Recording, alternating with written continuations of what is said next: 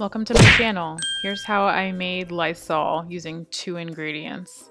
The first thing you're going to need is alcohol. Make sure it's over 60% alcohol and 150 proof. You'll need a spray bottle, white vinegar.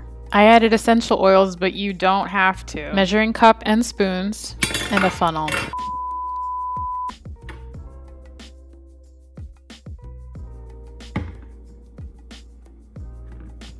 Remove the nozzle on your spray bottle. Add your funnel. Whew. Add 7 ounces of your alcohol. And don't spill it like I did.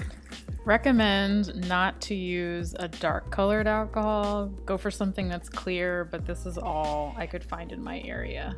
Next, add 2 tablespoons of white vinegar. Completely optional, but if you're going to add essential oils, go ahead and add 30 drops. For more information on the ingredients that I'm using, check the description box below.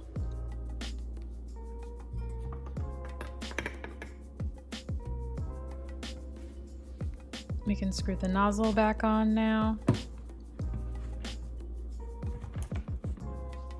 Give it a shake to fully combine. And we're all done.